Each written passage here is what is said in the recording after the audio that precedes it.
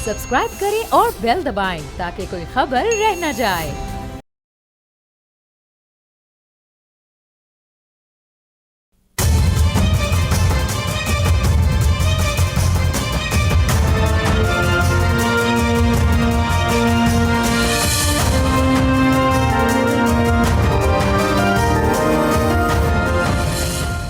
अस्सलाम वालेकुम, आप देख रहे हैं बोल्ड रिपोर्ट्स और मैं हूं बतूल राजपूत।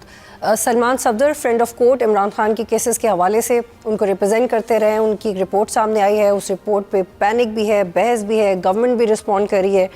उसके हवाले से आई स्पेशलिस्ट से बात करेंगे आज के प्रोग्राम में। मेरे साथ मौजूद होंगे कासिम लतीफ़ चौधरी साहब जो रेटिना स्पेशलिस्ट हैं स्पेसिफिकली, और जाहिद गशकोरी साहब मेरे साथ प्रोग्राम में ज्वाइन कर रहे हैं जो कि one of the credible journalist हैं और जिन्होंने सबसे पहले प्रॉबेबली ये रिपोर्ट किया था कि सुप्रीम कोर्ट में की तरफ से एक रिलीफ एक्सपेक्टेड है और मज़ीद तफसीलात भी लेंगे। डॉक्टर साहब, पहले आप ये बताइएगा कि मैं बहुत बेसिक क्वेश्चंस आपसे करूँगी just to understand the importance of the disease and क्योंकि लोग बहुत ज़्यादा परेशान हो रहे हैं कि क्या चल रहा है।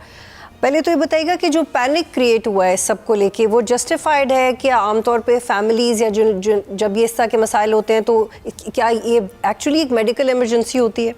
डॉक्टर साहब जी, शांति मैडम। तो मैडम ये जो सेंट्रल वेन होती है, इट्स एन इमरजेंसी। क्योंकि जितनी जल्दी इसका हम ट्रीटमेंट शुरू करें उतनी ही अच्छी नज़र बचने के तवक्को की जाती है। और दूसरा एक और जो सबसे बड़ा इशू ये होता है कि जो रीजन जिसकी वजह से सेंट्रल रेटिनल वेन एक्लूजन एक आंख में हो गई है, तो रीजन अगर जिस्म में है या कोई डिजीज है तो दूसरी आंख को भी मुतासर कर सकती है। दूसरी आंख की विजन भी कम हो सकती है। जी डॉक्टर साहब, ये बताइएगा कि ये भी रिपोर्ट हो रहा है कि पिम्स में कोई रेटिना स्पेशलिस्ट मौजूद नहीं है, और अगर हैं भी तो उनका एक्सपीरियंस इतना ज़्यादा नहीं है। चूँकि आप खुद स्पेशलिस्ट हैं, ये कितना अलार्मिंग है कि अभी तक इमरान खान का जो चेकअप हुआ है वो स्पेशलिस्ट्स के थ्रू नहीं हुआ?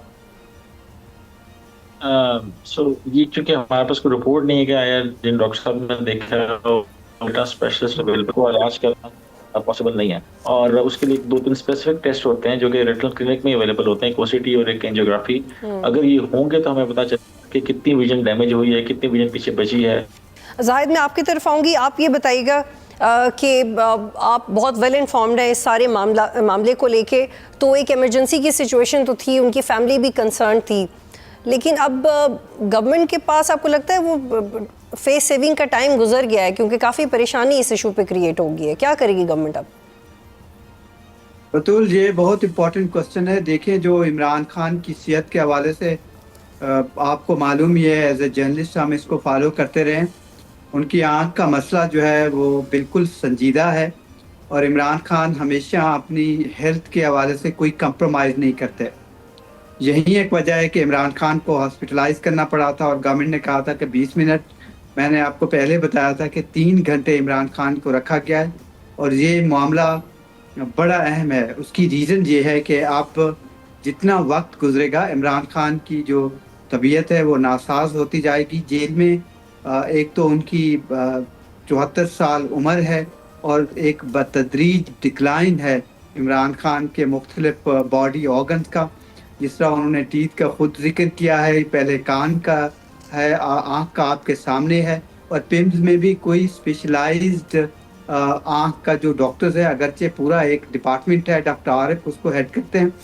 अल शिफा हॉस्पिटल पाकिस्तान में बेस्ट अवेलेबल हॉस्पिटल है जहाँ पर उनका ट्रीटमेंट हो सकता है, और इमरान खान अगले चंद दिनों में हॉस्पिटलाइज्ड हो जाएंगे। वो खुद अपनी उससे होंगे। इससे पहले मैंने आपको पहले भी बताया था कि वो अपनी अहलिया की सिफारिश पे या उनको कॉन्सेंट पे लेके ही पिम्स हॉस्पिटल गए थे। अब इमरान खान का अगर वहाँ पर जो बेहतर एक किस्म का इलाज अगर नहीं होता, तो ये पहलू मैं आपको बताना चाहूँगा कि इमरान खान ये अमकान मौजूद है, और ये स्ट्राइकिंग पॉसिबिलिटी है कि इमरान खान बाहर भी जाएं अपने ट्रीटमेंट के लिए। वो ऐसा बाहर जाना, इसकी कंडीशंस क्या होंगी, वो मेडिकल बोर्ड जो बैठेगा अगले 72 घंटों में मेडिकल बोर्ड बन सकता है जो अपनी सिफारिशात देगा, वो हुकूमत को भी मानना होंगी। जाहिर है सुप्रीम कोर्ट भी उसको एंडोर्स कर सकती है। तो इमरान खान अपने ट्रीटमेंट के लिए तुर्की या बरतानिया जा सकते हैं, लेकिन क्या ये उस तरह का ही कॉम्प्रोमाइज होगा जिस तरीके से नवाज शरीफ का हुआ था? ये सूरत हाल बिल्कुल मुख्तलिफ है इस दफा। उसकी वजह यह है कि दो पहलू हैं। एक तो हुकूमत 50-50 की सूरत हाल में है। हुकूमत को ये भी डर है, ज़ाहिर है इमरान खान का एक इम्पॉर्टेंट बॉडी ऑर्गन 85% उसका विजन जो है वो कम हुआ है। इसका अभी इंडिपेंडेंटली न्यूट्रल डॉक्टर्स ने असेस करना है कि क्या वाकई ही 85% उसकी विजन जो है वो चली गई है और फिर 15% राइट आई की बाकी है क्या, इसको अभी देखना है। मेरी जो इंफॉर्मेशन सजेस्ट करती है एज ए रिपोर्टर बतूल, शायद ये 85% नहीं है। इमरान खान की विजन कम हुई है, उनका संजीदा मसला है, लेकिन ये इस आप ये कह रहे लेवल हैं तक कि ये एग्जैजरेटेड नंबर है, क्योंकि इमरान खान अपनी सेहत के हवाले से बिल्कुल कंप्रोमाइज ही नहीं करते। यही एक वजह है कि उन्होंने इस पे जोर भी दिया है, वो परेशान भी थे। ठीक है जाहिद, प्लीज आप मेरे साथ ही रहिएगा। डॉक्टर कासिम साहब, हम इसके ऊपर मुस्तकिल बात कर रहे हैं और जो सलमान सफदर साहब की रिपोर्ट है उसमें जो 85% और बहुत रिस्पेक्ट के साथ हम इस पर बात करें, किसी की सेहत को रिडिक्यूल नहीं करना चाहिए जैसे माजी में सियासतदान करते रहे, लेकिन सवाल ये कि ये किसी मेडिकल रिपोर्ट की बेस पे नहीं कहा गया। तो मेरा आपसे सवाल ये कि क्या सेल्फ असेसमेंट हो सकती है और वो करेक्ट हो सकती है सेल्फ असेसमेंट, क्योंकि जो 85 का नंबर है ये बहुत फैल चुका है, इसकी वजह से बहुत पैनिक आ चुका है। और जाहिद साहब कह रहे हैं कि वो चूँकि बहुत कंसर्न होते हैं अपनी हेल्थ को लेकर, तो उन्होंने ये बात ऐसी की है, बट अकॉर्डिंग टू हिम इससे कम सिचुएशन है, मसला है पर इस तरह का नहीं है। तो क्या ऐसे इस सेल्फ असेसमेंट को इतना सीरियसली लिया जाना चाहिए? आई होप मैंने कॉइन क्वेश्चन ठीक से किया and you got my sense. It should be taken very seriously. अगर पेशेंट खुद बता रहा है कि मुझे नजर नहीं आ रहा, और साइंटिफिकली हम तभी देख सकते हैं कि इनकी विजन वाकई इतनी कम है अगर इनके स्पेसिफिक टेस्ट हो जाए, जैसे मैंने कहा इनके आँख की एंजियोग्राफी हो जाए, आँख की ओसिटी हो जाए, तो हमें फौरन पता चल जाएगा कि आया वो सही बता भी रहे हैं कि नहीं बता रहे। क्योंकि अगर उनके पर्दे के ऊपर पानी है, ब्लड आ गया है या पर्दे का कुछ हिस्सा मर गया है, वो इन टेस्ट बिल्कुल वाजे हो जाएगा और हमें ये भी पता चल जाएगा कि आया इनको टाइमली ट्रीटमेंट दिया गया कि नहीं दिया गया। और वो टेस्ट अस्पताल के अंदर ही सिर्फ हो सकते हैं। वो टेस्ट इनके कोई ऐसे मशीनें नहीं है डिस्पोजेबल से कि इनके पास चले जाएं जेल में वहाँ पे हो। अच्छा डॉक्टर साहब ये बताइएगा, ये तो आपने वाजे कर दिया कि अस्पताल जाना ज़रूरी है और ये एक सीरियस इशू होता है, चाहे जो पेशेंट है वो खुद से अपनी असेसमेंट के तौर पे बता रहा हो कि कितने % हुआ है, लेकिन ये बताइएगा कि क्या इसका जो इलाज है स्वेयर कंडीशन खुदा न खास्ता अगर इस मसले का है तो वो पाकिस्तान में ट्रीटेबल है या उसके लिए बाहर जाने की जरूरत भी पड़ सकती है? मैडम पाकिस्तान में बिल्कुल ट्रीटेबल है, पाकिस्तान में ये लोग ट्रीट होते हैं, मगर कोई खास कॉम्प्लिकेशन हो जाए तो फिर बाहर भी जा सकते हैं, फिर यहाँ पे कुछ चीज़ों का इलाज मुमकिन नहीं है, लेकिन इनिशियल फेजेस में जो इसका इलाज है वो पाकिस्तान में अवेलेबल है और यहाँ पे आराम से हो सकता है। ठीक, जाहिद अब ये बताएं कि 16 फरवरी तक गवर्नमेंट कोई ऐसा इकदाम लेगी कि गवर्नमेंट पे जो एक प्रेशर बिल्ड हुआ है वो कम हो जाए, क्योंकि मेडिकल बोर्ड बनाना ये तो वही बात होगी ना जाहिद कि खुदा न खास्ता कोई वाक़या होता है जो जी कमीशन बनाते हैं, why not do things rapidly, जैसे वक्त की डिमांड होती है, जो कुछ अखलाकन चीज़ें भी आप कर सकते हैं, मोरालिटी भी कोई चीज़ होती है, व्हाई नॉट दिस? एब्सोल्युटली, बिल्कुल, क्योंकि देखें इमरान खान का कोई क्लेम नहीं है। अगर आप अडियाला जेल की सूरत हाल देखें जहां पर प्रिजनर पहले ही 100% ज़्यादा हैं, आज जो है वो 7,000 और 8,000 के लगभग है या 8,000 क्रॉस भी कर जाती है। अडियाला की जो लिमिट है वो 3,000 है।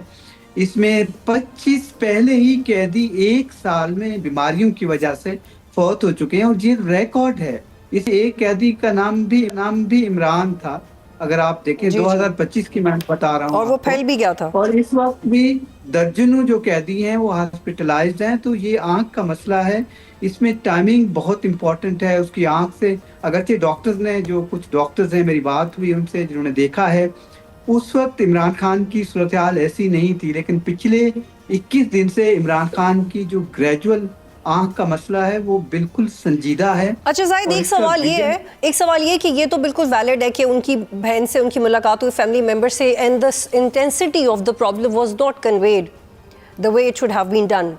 लेकिन एक और चीज़, उसको फॉर द टाइमिंग आप इग्नोर भी कर दें, लेकिन जो अचकज़ई साहब ने भी तो कहा था, आपको याद है कि जब अब्दुल्ला हमारी जो कॉलीग हैं उन्होंने जब ये खबर दी थी तो उस वक्त अचकज़ई साहब ने कहा था कि तबीयत ख़राब है लेकिन इतनी नहीं जितनी बताई जा रही है। तो अचकज़ई साहब की इस वजह से भी ये मिस हैंडल हुआ उनके इस बयान के बाद? नहीं, देख, एक चीज बड़ी इंपॉर्टेंट है, 105 दिन से इमरान खान को कोई एक्सेस नहीं दी गई है सिवाय उसकी एक बहन को 20 मिनट की। तो इमरान खान बुनियादी तौर पर किसी से मिले नहीं है, तो ये असेसमेंट देना किसी की जानिब से कि वो अभी ठीक हैं या ज्यादा तबीयत खराब है, ये सिर्फ वो डॉक्टर्स जिन्होंने देखा है या जेल का आमला है जो इमरान खान के साथ होता है, अगर आप ऑफ द रिकॉर्ड उनसे बात करते हैं तो आपको एक आइडिया मिलता है इमरान खान की एक्टिविटीज का, उनकी हेल्थ कंडीशंस का। उनकी हेल्थ कंडीशन का डिक्लाइन पे है। और ये दूसरी जानब आप कहते हैं कि वो कहते हैं कि इमरान खान डट के खड़ा है कि एज फैक्टर है जो अंडरस्टैंड करना चाहिए कि सोलेटरी कन्फाइनमेंट है उनकी और वो बिल्कुल ही बंद है, अगरचे उनका ए क्लास है, इसमें कोई शक नहीं है, लेकिन एब्सोल्युटली आपको मालूम ही है कि हुकूमत के लिए ये मसला इससे हो सकता है कि अगर उनकी इनकेस आंख ज़ाया हो जाती है अगले 15 दिनों में या 1 माह में, it should not take more than that even, तो गवर्नमेंट के लिए कमीशन बन सकता है, रिस्पॉन्सिबिलिटी फिक्स हो सकती है। होम डिपार्टमेंट पंजाब का, पंजाब हुकूमत रिस्पॉन्सिबल है, वजारत दाखिला है, इसमें कई जेल हुकाम हैं, इंस्पेक्टर जनरल जेल खाना जात हैं पंजाब के। तो ये एक अलार्मिंग इंटरनेशनली फंडामेंटल राइट्स के अगेंस्ट है, मंडेला लॉज के जो पाकिस्तान पे अप्लाई होते हैं किसी भी कैदी के लिए। तो मैंने आपको अडियाला की सूरत-ए-हाल बताई, वो भी इतनी कोई अच्छी नहीं है। 25 कैदी 1 साल में हलाक जहाँ भाग को जाएं और वो भी खराब सेहत की वजह से। एज फैक्टर भी एक इसमें शामिल होता है। तो इमरान खान क्योंकि एक हाई प्रोफाइल पर्सनैलिटी हैं, तमाम फोकस है, कैमरे लगे हुए हैं, उनका मूव करना भी एक वो होता है, तो इससे उनकी अहलिया को भी ज्यादा पता है। और दूसरा, इमरान खान सिर्फ कॉन्सेंट अपनी अहलिया से ले रहे हैं, वो अपनी बहनों से या किसी और मेंबर जो फैमिली का है, कोई उनका ना कोई ट्रस्ट है ना कम्युनिकेशन है। वो डायरेक्टली उनसे डिस्कस करते हैं और हर मंगल को उनकी अहलिया से मुलाकात होती है 20 to 35 मिनट, हमेशा ये दौरानिया है। और मेरी ये राय नहीं है, मेरी इंफॉर्मेशन है कि हुकूमत भी ये चाहती है कि इमरान खान अगर बाहर से भी ट्रीटमेंट करवाना चाहते हैं तो उनको कोई मसला नहीं होगा, अदालत इसको इंडोर्स कर दे, कमीशन अपनी रिकमेंडेशन दे दे। तो हुकूमत भी यही चाहती है कि इमरान खान अगर बाहर जाना चाहते हैं तो उन्हें कोई रेजिस्टेंस का सामना नहीं करना पड़ेगा। अब ये डिसीजन इमरान खान ने लेना है कि उनको बाहर जाना है या पाकिस्तान में ट्रीटमेंट करवाना है। और मुझे लगता है कि इमरान खान क्योंकि सेहत के हवाले से हमेशा ही उसकी फर्स्ट प्रायोरिटी है, जो टॉप मोस्ट प्रायोरिटी रही है और अभी भी है। और जो जेल हुकाम है वो भी बताते हैं, डॉक्टर भी यही बताते हैं कि अगर ये सिचुएशन बिल्कुल वर्स होती है, उसकी विजन की रिकवरी दरकार हो। तो जाहिद ये बताइएगा कि जब नवाज शरीफ बीमार थे तो उनके प्लेटलेट्स का मामला था, तो ये कहा जा रहा था कि बाहर जाके इलाज होगा, सर्जरीज वगैरह करवाएंगे, लेकिन कुछ प्रोसीजर्स थे जो नहीं हुए थे, जो कहा था कि ये रिपोर्ट हुआ है। तो आप ये कह रहे हैं कि इमरान खान वाकई बीमार हैं, सब इस बात पे यकीन भी कर रहे हैं, लेकिन माजी में ये होता रहा कि जो बीमार होता है वो बाहर चला जाता है, ठीक भी हो जाता है और नहीं, मैं इमरान खान में भी आ जाता है। तो ये how can we not consider it politically. मैं बहुत रूथलेस सवाल कर रही हूँ, लेकिन ये हमारे मुल्क की हिस्ट्री है, so I want to understand what's going on actually. आप बिल्कुल सही कह रही हैं। इसको जो पॉलिटिकल कॉर्ड है वो हुकूमत के हक में जाएगा। देखें जी, इमरान खान भी बाहर चला गया अपने ट्रीटमेंट के लिए, लेकिन जहाँ सीरियस संजीदा एक बॉडी ऑर्गन हो आपका, आप उसका ट्रीटमेंट चाहते हैं, यहाँ पर अगर इतनी रिकवरी उसकी नहीं है तो ऑफ कोर्स, लेकिन ये ऐसी सूरत हाल नहीं होगी कि इमरान खान वहाँ जाकर बैठ जाएंगे, वहाँ डॉक्टर जो रिकमेंडेशन देंगे 1 महीना 2 महीना, मैं नहीं देखता कि 2 महीने से ज़्यादा वो वहाँ स्टे करना चाहेंगे।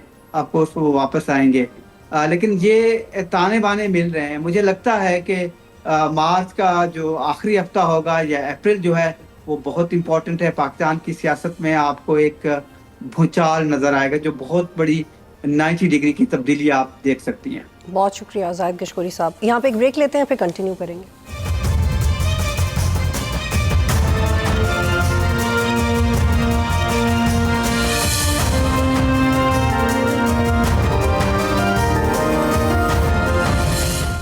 प्रोग्राम में खुशामदीद और मुझे ज्वाइन कर रहे हैं माजिद निज़ामी साहब, सीनियर सहाफ़ी हैं, जावेद सुमरो सीनियर सहाफ़ी, और हम बात करेंगे बांग्लादेश में होने वाली हालिया इलेक्शंस के बारे में जो स्टूडेंट लेड अपराइजिंग के बाद हुए, one of the crucial elections in history of Bangladesh. Majid, आप बांग्लादेश में मौजूद हैं, इलेक्शन का पूरा प्रोसेस आपके नज़दीक कैसा रहा? एज एन ऑब्ज़र्वर आपने क्या एक्सपीरियंस किया और इस वक्त किस हद तक नताइज आ चुके हैं? जी बहुत शुक्रिया। मजमूई तौर पर इलेक्शन का अमल बहुत पुरअमन और पुरसकून रहा। इस वक्त सबसे बड़ी यही कामयाबी समझी जा रही है। उसकी वजह यह है कि गुज़िश्ता 3 इलेक्शंस के अंदर यहाँ पर धांधली की, बदमनी की और पॉलिटिकल वायलेंस की बहुत ज़्यादा शिकायत थी।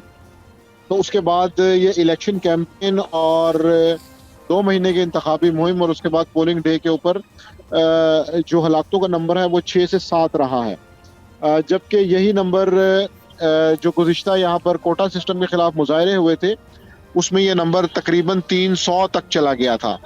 तो जब इस नंबर का कंपैरिजन करते हैं तो अमूमी तौर पर जो इंतखाबी मुहिम है वो बहुत पुरसकून रही है और दोनों जमातों ने, जिसमें BNP और जमात इस्लामी के अलायंसेस शामिल हैं, उन्होंने इस पर इत्मीनान का इजहार भी किया है। और वोटों की गिनती के हवाले से आज शाम को इलेक्शन कमीशन ऑफ पाकिस्तान की जानिब से हतमी प्रेस कॉन्फ्रेंस की जाएगी जिसके अंदर इनिशियल रिजल्ट्स जो हैं वो अनाउंस किए जाएंगे। लेकिन अभी तक के जो गैर सरकारी गैर हतमी नताइज हैं उनके अंदर बिल्कुल BNP लीड कर रही है और वो सादा अक्सरियत हासिल कर चुकी है, बल्कि कहा यह जा रहा है कि हो सकता है वो 2/3 मेजॉरिटी की तरफ भी जाए।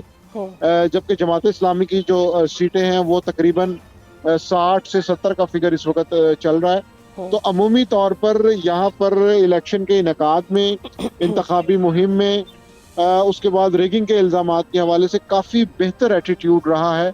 और दोनों ठीक है माजिद, एक और सवाल लीजिएगा कि जो मौजूदा सरबराह है BNP के तारिक रहमान, वो 17 साल एग्जाइल में रहे, इनफैक्ट सेल्फ एग्जाइल में रहे।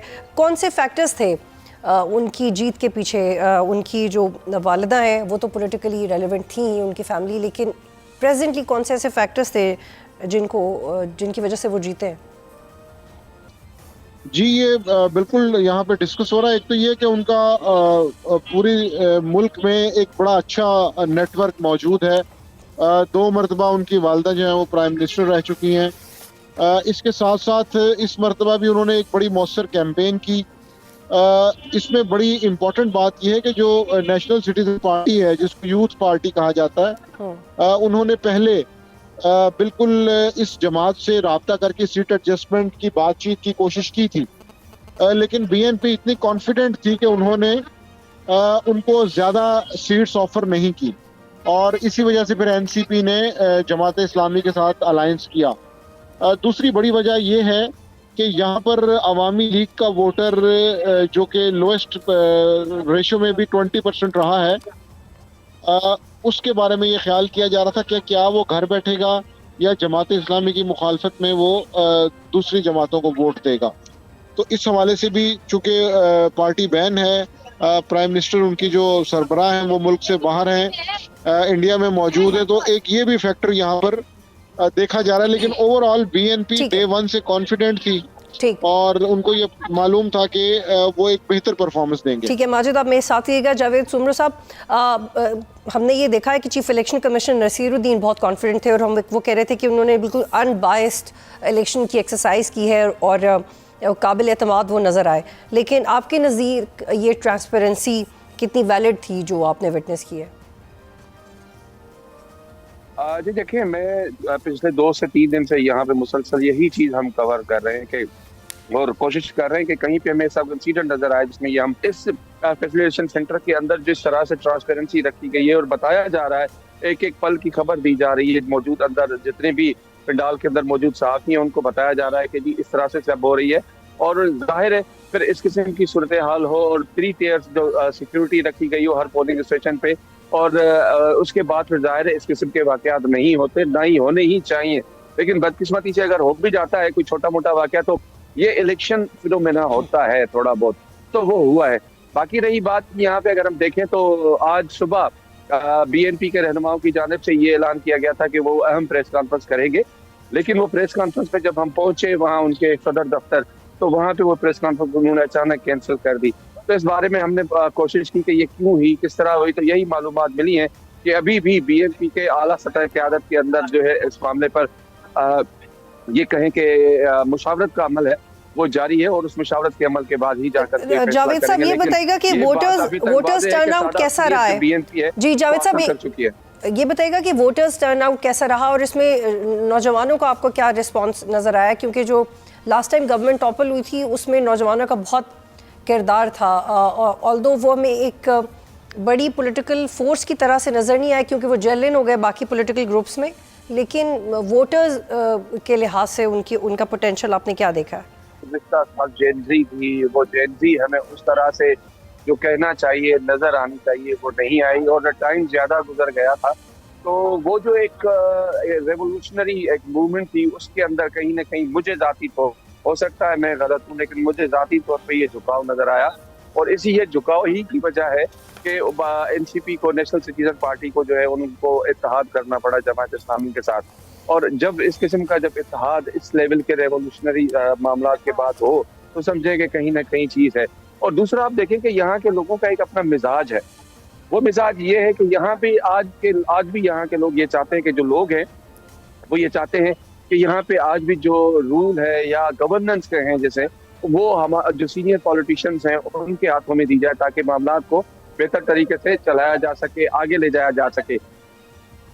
ठीक, जेएनजी का एक अपना किरदार सोसाइटी के अंदर है, वो रहेगा, आज नहीं तो कल उसने कहीं ना कहीं जाके इम्पेक्ट करना है, टच कर रहा है।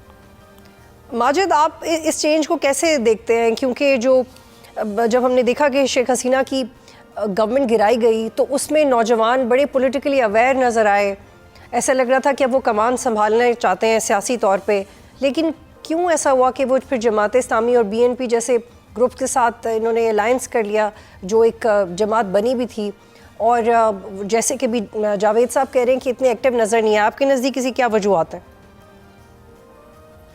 जी इसमें इम्पॉर्टेंट पॉइंट ये है कि जो इलेक्टोरल पॉलिटिक्स के डायनामिक्स हैं वो सब कॉन्टिनेंट में बड़ी मुख्तलिफ हैं, और कॉन्स्टिट्यूंसी वाइज वोटर्स जो हैं उनको देखकर, उनके ट्रेंड्स को देख के फैसला किया जाता है। ये बात दुरुस्त है कि उनके जलसे जुलूस जो हैं वो बड़े एक्टिव थे, एक्टिवली उन्होंने पार्टिसिपेट किया, लेकिन उसके साथ साथ जो बड़ी जमातें थी उनका पहले से एक नेटवर्क मौजूद था। इस पॉलिटिकल पार्टी की उम्र भी अगर आप देखें तो उन बरसरे पैकार जितनी भी सियासी जमातें थी उनसे बहुत कम था, और मुझे लगता है कि अगर ये लोग हुकूमत में चले जाते तो शायद कोई इतना अच्छा परफॉर्म ना करते।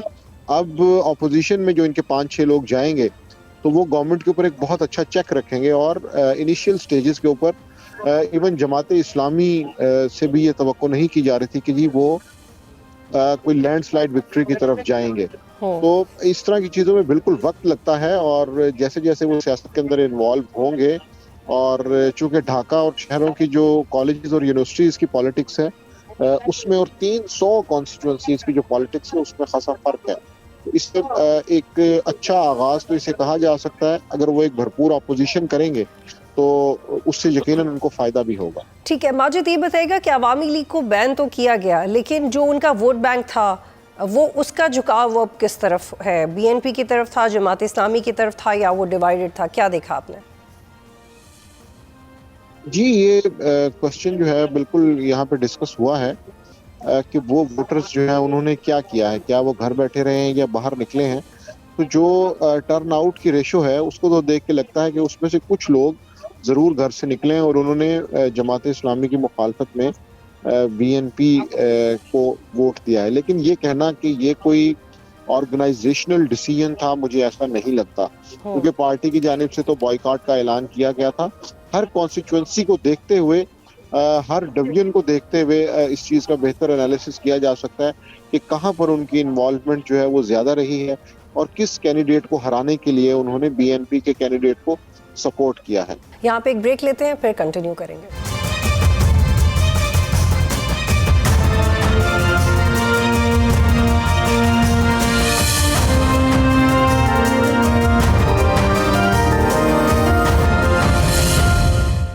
और अब बात करेंगे तारीखी बांग्लादेश में होने वाले इलेक्शंस के हवाले से।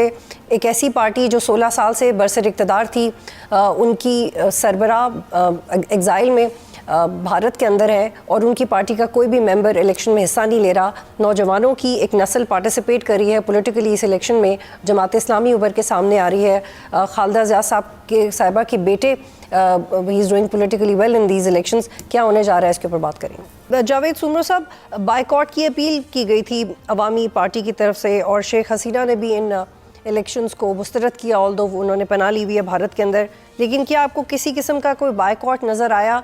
और अवामी पार्टी लेस इलेक्शंस बांग्लादेश के लिए कैसे थे? ये इसमें कोई कंफर्ट था फ़िज़ा में? माहौल कैसा था? क्योंकि एक बड़ी पार्टी वाइप आउट हो गई है, उनके किसी मेंबर ने इलेक्शन में हिस्सा भी नहीं लिया, बैंड भी थी।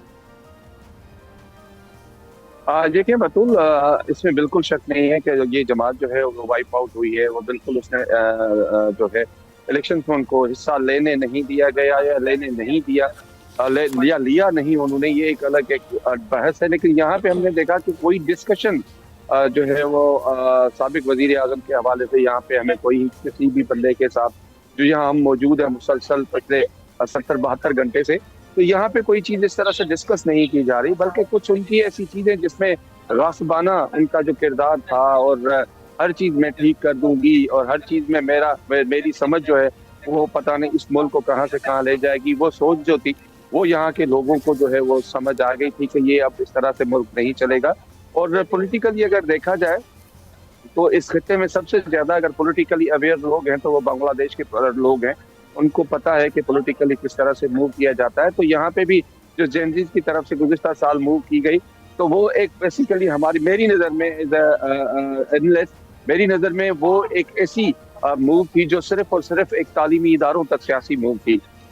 एक हल्के की सियासत, एक मुल्क के अंदर होने वाली सियासत, वो टोटली डिफरेंट होती है। वहाँ पे बड़ी सोच समझ और इसके अलावा वहाँ आपको एक तनकीद बर्दाश्त करने और बाकी चीज़ों को सामने रखते हुए चलना पड़ता है। लेकिन जब नौजवानों की बात है तो जाहिर है उन्होंने न सिर्फ एक तारीख जो है वो रकम की है, लेकिन वो उसके हवाले से यहाँ पर वो जो वोट बैंक है, वो वोट बैंक जो है हमें नजर आया है वो टोटली जो इन दो सियासी जमातों में जमा। ठीक है जावेद साहब, ये बताइएगा कि जो रेफरेंडम कंडक्ट करवाया जा रहा है उसके हवाले से अलग से बैलेट पेपर्स में मौजूद है और लोग इस पर रिस्पॉन्स क्या करें, और ये भी बताएगा कि जो उसमें मुतालबात किए गए, फॉर एग्जांपल प्राइम मिनिस्टर के टेन्योर को डिसाइड करना है वो क्या होगा, चेक एडमिनिस्ट्रेशन के ऊपर कैसे रखना है, उस पर एक बाज़ाब्ता पॉलिटिकल कंसेंसस मौजूद है, और उस रेफरेंडम के हवाले से अब तक क्या पेशरफ्त हुई है? जी देखिए, ये 2 बैलेट पेपर्स दिए गए थे हर वोटर को, एक रेफरेंडम का, एक आम इंतखाबात का। तो जिस भी वोटर को ये 2 बैलेट पेपर्स मिले हैं उन्होंने अपनी अपनी चॉइस के मुताबिक उस पर टिक किया है। अब जहाँ तक बात है कि रेफरेंडम के जो बैलेट पेपर्स हैं वो शायद हो सकता है इन इलेक्शंस के नताइज के फाइनल नताइज के ऐलान के बाद उसकी गिनती शुरू की जाए, उसके बाद ही जाके उसका किरदार शुरू होता है। फिर आगे जो भी सियासी जमात होती, क्योंकि इस वक्त सादा अक्सरियत में आ चुकी है BNP, तो उसके बाद जब हुकूमत में आएगी तो वो हुकूमत में आने के बाद वहाँ पे उनको अंदाजा होगा कि किस तरह से इन सारी सूरत को जो है वो आगे लेके जाया जा सकता है। तो फिलहाल पोजीशन कुछ इस तरह से है कि अभी रेफरेंडम के जो बैलेट पेपर्स है, जहाँ तक हमारी इतलात है इलेक्शन कमीशन की तरफ से या जो जराए हैं जिनसे हमारी अंदर गुफ्तगू हुई है, तो यही कह रहे हैं कि उन बैलेट पेपर्स की अभी गिनती नहीं हुई, उसका वक्त अभी नहीं आया। सिर्फ और सिर्फ हल्कों के नताइज की तरफ ध्यान दिया जा रहा है कि वहाँ पे किसी किस्म की कोई जो रिगिंग ना हो, वहाँ पे कोई टेम्परिंग ना हो, उन नताइज के अंदर कोई मसाइल ना पैदा हो। और जैसे चीफ इलेक्शन कमिश्नर हैं बांग्लादेश के नासिरुद्दीन, उन्होंने गुज़िश्ता रात प्रेस कॉन्फ्रेंस में ये कहा कि उनकी और उनके मेंबर की पूरी कोशिश है कि जो इंतखाबात हैं उनको ट्रांसपेरेंट रखा जाए। ठीक है जावेद साहब, माजिद की तरफ आती हूँ मैं। माजिद, ये बताएगा कि हुकूमत साजी का अमल कब तक मुकम्मल होगा? इलेक्शन कमीशन की जानिब से बाज़ाब्ता तौर पर नताइज का ऐलान किया जाएगा, उसके बाद रेफरेंडम के जो नताइज हैं वो सामने लाए जाएंगे। और अभी देखा यह जा रहा है कि इस नई पार्लियामान को प्रिजाइड कौन करेगा। चीफ इलेक्शन कमिश्नर का भी नाम आ रहा है, अदलिया से भी किसी अहम ओहदेदार का नाम सामने आ रहा है। तो ये जब फैसला किया जाएगा कि यहाँ पर कौन इसको प्रिजाइड करेगा और उसके बाद फिर नए पार्लियामान के अंदर इसका बाकायदा इजलास मुनक्किद किया जाएगा।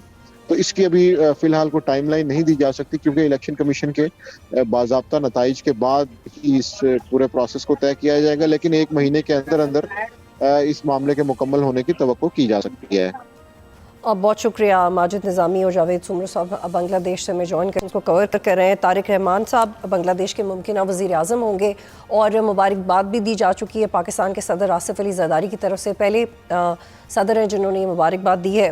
और तारिक रहमान की अपॉइंटमेंट इसलिए भी इम्पॉर्टेंट है क्योंकि उन्होंने अपने एक इंटरव्यू में कहा था कि वो भारत और पाकिस्तान दोनों के साथ अपने ताल्लुकात अच्छे रखने की कोशिश करेंगे और सिर्फ बांग्लादेश के नेशनल इंटरेस्ट को एड्रेस करेंगे। इससे पहले 16 साल शेख हसीना की गवर्नमेंट में तो इंडिया का ही नेशनल इंटरेस्ट सर्व होता रहा है। ये कैसे होगा इन इलेक्शंस के बाद, that we have to see and that will very interesting. और क्योंकि पाकिस्तान ने एक पूरा ग्राउंड दिया है पॉजिटिव डिप्लोमेसी के लिए बांग्लादेश को, और रिसेंटली अयाज सादिक साहब का विज़िट भी हुआ और रिपोर्टेडली इन इलेक्शंस के बाद एक और डेलीगेशन भी पाकिस्तान से बांग्लादेश जाएगा। लेकिन अब ये बांग्लादेश की नई आने वाली हुकूमत के ऊपर है कि वो पाकिस्तान और भारत के साथ बैक वक्त कैसे ताल्लुकात बेहतर रखेंगे। रियल वर्ल्ड में you have to pick one side, और बांग्लादेश का जो पोजीशन है वो भी बहुत क्रूशल है आफ्टर दिस इलेक्शन। आज तक के लिए इतना ही। प्रोग्राम देखने का शुक्रिया। अल्लाह हाफ़िज़।